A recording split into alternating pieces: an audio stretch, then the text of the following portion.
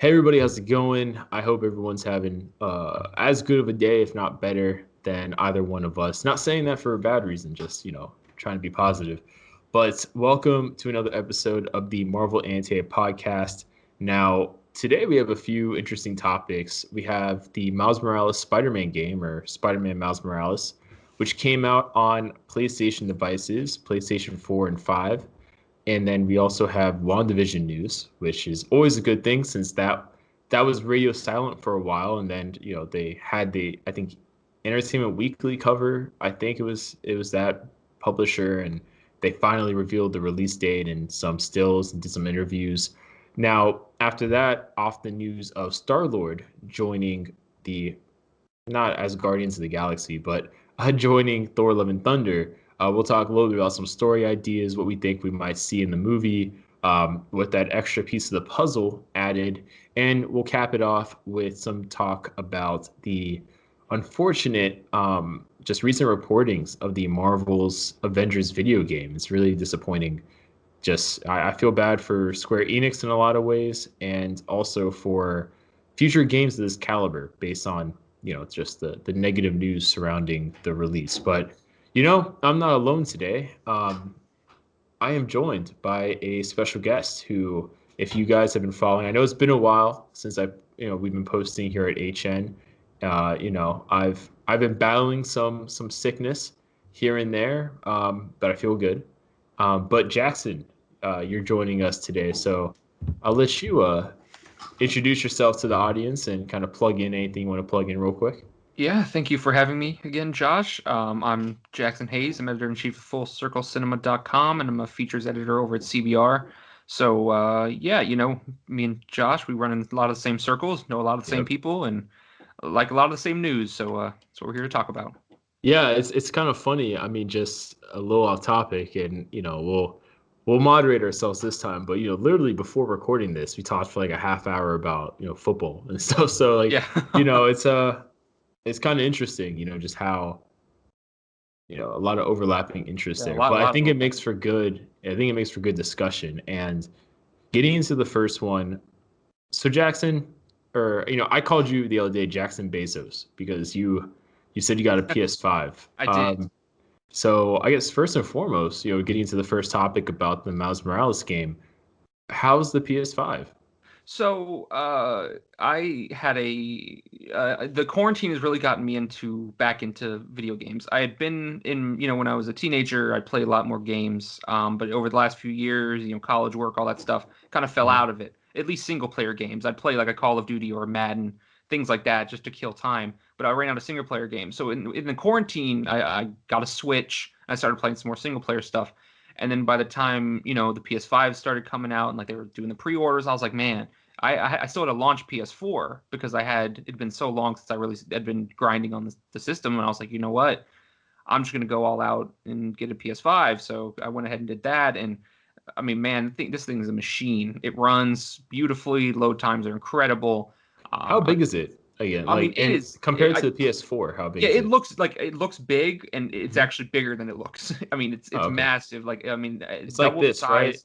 In terms of Yeah, color scheme and all yeah, that. so you got the Yeah. white and then the black interior and then but it is a big station. I mean, just to compare, I also got the Xbox Series S, which Yeah, is Jackson Bezos. That's what I'm talking about. the digital version, because I was realized I had like made a list of games and I was like, I can't run all these on my PlayStation, so let me grab the smaller Xbox too, and like I know that one's a little smaller than the Series X, but it is like half the size of the PS5. I mean, the PS5 is a monster, and I think Mhm. I mean it runs like a monster. It runs incredibly, and I mean, we'll talk about Spider-Man here shortly, but I mean, it just that game looks incredible. Both I've played the remaster Spider-Man PS4, and I'm getting into Miles Morales, and man, it's just like peak gaming. If you want a game, I'd strongly, if you can find a PS5 out there somewhere, you go ahead and grab that. Yeah, I mean, I'm gonna wait to get the PS5. I mean, I'm still happy with my PS4. I think I've gotten a good return on my investment, so to speak, my money worth at this point, because it's been out for so long. But I've always been really cautious when new consoles come out, just because you always get the slim model about a year or so later, and then Even it seems like even the mobile devices do that now, where you get the Slim like a year later, or there's like some initial at launch hardware issues or software patches that are needed to really give you that full experience. But I mean, I haven't heard any issues for the PS5 at launch, shockingly. So I might get it for Christmas, honestly, depending on how things roll, I guess. But um, getting into Spider-Man, I guess. So Spider-Man is out on the PS4 and the PS5 for those that still haven't made that jump to, I guess, what now is next gen. But Jackson, how is the remaster for, I guess, the 2018 Spider-Man game? Yeah, so I know there was a lot of controversy on the internet about some of the changes they made to the face of the actor portraying Mhm. Peter Parker. I really think it works so seamlessly. I think, it's been up to an even a bigger level. I mean, running with these frames and the way the system works, just so fast. The loading time in between cutscenes is almost seamless. If you really love that game and you want to and you think about replaying it, you're like, oh, I don't have the time or this, that, or the other. It is worth it if you're going to play the remaster. I can't say it's a completely different experience, but it's one worth revisiting where it's different enough that it warrants going back and returning to the game. Yeah, I think so I played so I got what was it called? The Ultimate Edition or Deluxe Edition Yeah, same thing. when the 2018 one came out. And so it already, I guess, gave you the unlocked aspects of the DLC as soon as they Yes. dropped it. You didn't have to buy it individually, which was great. I loved the game in terms of the story. I thought was great. I thought it was, in terms of like if they ever did a new take on Doc Ock and they wanted to do the whole angle of the sympathetic mentor, kind of like what Spider-Man 2 did in some aspects, just from that core relationship aspect of Peter and Doc. I thought this was almost as good as you could do. I guess being video game helps, right? Because you have a lot more time than a regular movie to flesh things out and develop these said characters. But I thought that story was cool. I did enjoy the DLC as well. I thought the Black Cat DLC was cool. I thought the way they were setting up Yuri um, to eventually become a vigilante in her own right, like she is in the comics. I was interested in that story as well, and I hope with the you would imagine Spider-Man 2 we'll get that the obvious teases to future characters like not Green Goblin but Venom. I Hmm. think from the ending with like Harry and stuff like that, which I thought was interesting because I think the Ultimate Spider-Man TV show did that with Harry becoming Venom for a bit. I think I didn't really watch a lot of it, but I remember seeing like clips here and there. Um, Anyways, yeah, overall, I thought that game was great. The face change, I don't think it's as big of a deal as it needs to be. I think more people are upset about the fact that it was just Peter getting the face change and not like Peter and MJ and Black Cat and Kingpin. Like, you know what I mean? Like, I Yeah. think the fact that it was just Peter, it makes it such a more targeted thing and it makes people more hyper aware than usually they would be. But yeah, I mean the Miles Morales game though, so we've already talked about this. And for people that don't know, we're not going to talk heavy spoilers. I might allude to some stuff, but I'm going to do my best to not directly spoil anything. But basically, I finished the playthrough of the Miles Morales game. I loved it. I thought it could have been a lot longer.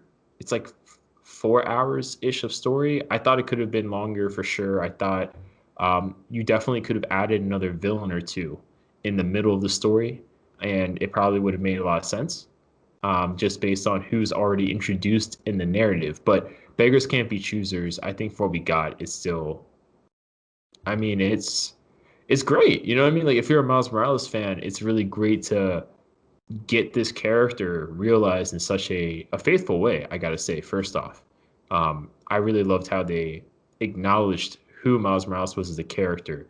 My only issue with it is, my dude's wearing Adidas Yeah. and Miles wears Yeah, Nike. he's Nike. It's Nike. I don't know Like, what, I'm assuming there's a Insomniac was doing. sponsorship I would involved, assume but so, but man, you think that's the one sponsor, like, hey, we can't really, like, this is the yeah, one thing we're not gonna change.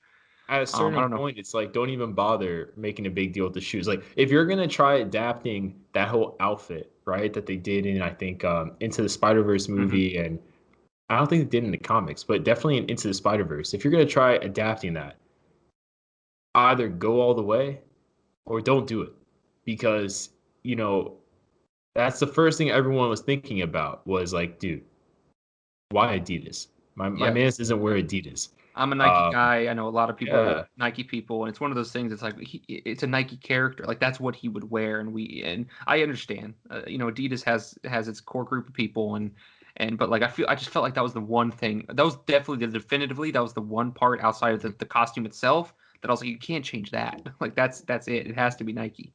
yeah, you can. And I think the other thing that's not going to spoiler territory, and the game got really good reviews, by the way. I think it averages like 85% out of 100 for those that like to follow that kind of grading scale, both on the PS4 and PS5. I mean, it's the same game, but Um, I think something that I found really interesting was the costume choices in terms of like alternate suits.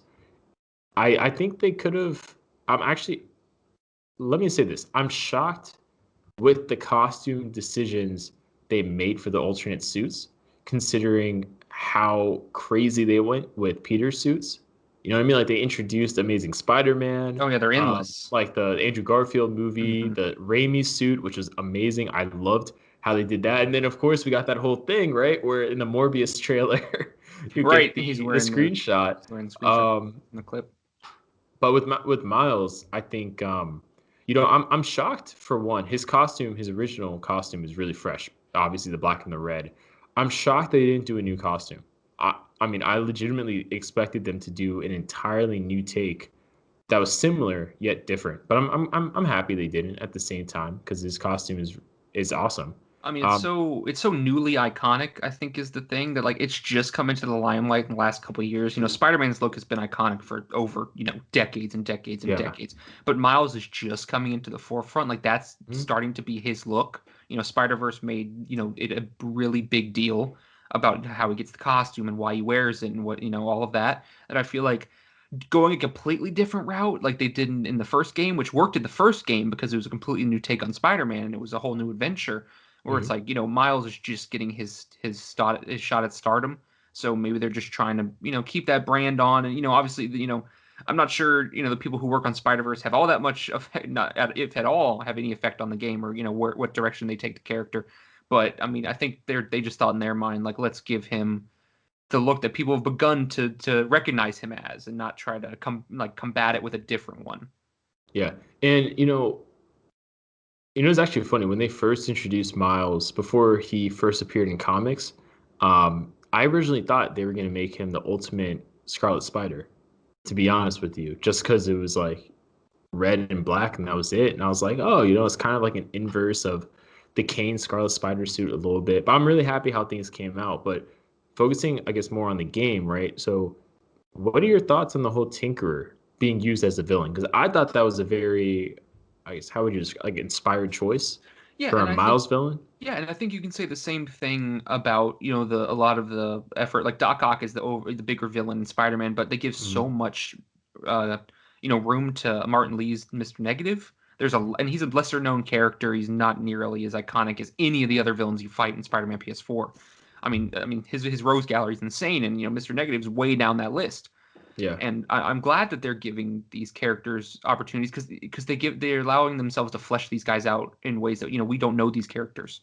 There's such little known about people like the Tinkerer that you can do anything you want with it, whatever you want, Yeah. make it whatever fits the story you can do, and you can make it fit your story rather than, oh, how are we going to fit a Green Goblin? Not that he's a Miles villain, but Mhm. just like an iconic character like that. How are we going to make Green Goblin? Because then you're worried about Green Goblin, enthusiasts and like people who are diehard about the character and very clear about the way they want him portrayed. So you can go here and be like, well, we can really do whatever we want, and like people can grow with this character, learn about this character, and then take it after that. Yeah, I have to say actually, so with the team, I'm not going to get into spoilers, right? But I originally thought, similar to the whole Martin Lee, Mr. Negative thing, we were going to get the Tinkerer, right, as maybe the first act villain. And I thought we were going to get a plot twist similar to how the Doc Ock thing happened, where there's another villain for the rest of the game. And that ends up being I guess what you would call the main antagonist of the story. So, like, the whole time I was expecting to see a character like, I was like, oh, are we going to get a new take on, um, not Scorpion, but maybe a new take on like Hobgoblin or something. Like for some reason, I've always been a huge fan of, at this point, like maybe give Green Goblin to Peter and Hmm. Hobgoblin to Miles. Yeah. But I also thought, they haven't introduced Green Goblin yet in this universe, but they could always do something like in the Spider-Man animated series where you had Hobgoblin appear before Green Goblin. So, like in my mind, when I was thinking of characters that, based on what they showed of the Tinkerer in trailers and promos, I was like, someone who could be kind of heavy tech focused also would be Hobgoblin. Obviously, they didn't do that, but I just thought it was, interesting in terms of using the Tinkerer as, especially because it's an entirely new take of the Tinkerer too. I mean, like this version, it's a she for one. I don't think there's ever been a female Tinkerer, but Hmm. also just in general, I mean, they show you, this isn't a spoiler for anything because they show you this in the trailers and from the get-go, but the programmable matter, right? Like the whole shape-shifting ish Hmm. technology that the Tinkerer uses. I mean, like all that stuff is original to this game. I thought it was just very interesting how they took the concept of the Tinkerer and just flipped it inverse and did their own thing with it, and it works. I think it really works. Um, but I mean, so in terms of other stuff, right, for the game, what has been your, because I can only speak for the PS4, but what is your kind of grasp of like the PS5 in terms of web swinging and, Yeah, I mean, combat, all they that? they definitely built on the combat in Spider-Man PS4, and I think that they gave Miles his own style. It's not repetitive at all of what Peter did, and I'm glad they did that. That's definitely Mhm. what they focused on, was making Miles a much different Spider-Man, Yeah. which is great because that's the whole point. And combat, the swinging, it's so much different. Like it's loose, it's more fun. And I think that, not to say that Spider-Man isn't fun, he's very quirky, and he has his quips and all that, but he's a more serious older Spider-Man, and he's Yeah. he's swinging he's swinging with authority, whereas Miles swings, a little more juvenile, but in a good way, like he's having fun with it. He understands the severity of situations, but he can also swing around and, hey man, I'm Spider-Man, I can enjoy this. Rookie feeling, that I'm here, I'm in the big leagues. Let me take it all in, kind of thing. And I think it's great that these characters have such great personalities, and you really, I mean, you take what Miles was in Spider-Man PS4, and you just take that to another level in his own game. I mean, this franchise is growing something truly special, and I think that they hit it out of the park with its second entry. Yeah, I think I'm really excited for the I see the only thing that sucks, right, is like with the whole video game development stuff, it can take a long time. Yeah, we're probably two, But 3 years away. whatever is in Spider-Man 2, I mean, they've basically set up Venom at this point. They've set up I mean, Kingpin can always return because he was in the first game. Um, I mean, it has to be a villain, obviously worth the time you would expect at this point, right? Of you being able to do playing as Miles and playing as Peter, Hmm. since they're at this point in the Yeah, story, they're both you're definitely Spider-Man. going to get to So play as both. that'd be really cool. I can't think of who would be the main villain, to be honest with you, because you would think it would have to be, if they're going the whole emotional connection with the villain like they did in the 2018 game. It has to be someone they both know. Hmm. So I'm curious. And then also, Yuri, you would presume Yuri finally takes on her vigilante alias from the comics, but yeah, I can't think of the villain. To be honest, on my head, I feel like we might get a situation where it's like a new take on an old villain. Maybe Genki will be a villain. Who knows? Um, you Yeah, yeah. know, You never. Who knows? I mean, they're taking liberties with things in a very positive way. So yeah, it could. I'm glad smarter people than us are coming up with it, because I'm very excited to see what they're coming up with, because there's a lot of room to play. no, I agree. So I guess before we move on to the second topic, did you have any last minute thoughts of sorts for, I guess, this one before we leave off? I mean, listen, it's a great time to be a Spider-Man fan. It was 2 years It ago. It is. is today. I mean, all these just endless great content, and yeah, I am bummed. I haven't finished playing Miles yet, but I am bummed that it's not as long. But I'm just glad they gave us a game like this in between Yeah. what could have been an incredibly long wait time. Almost could have been 5 years between one and two.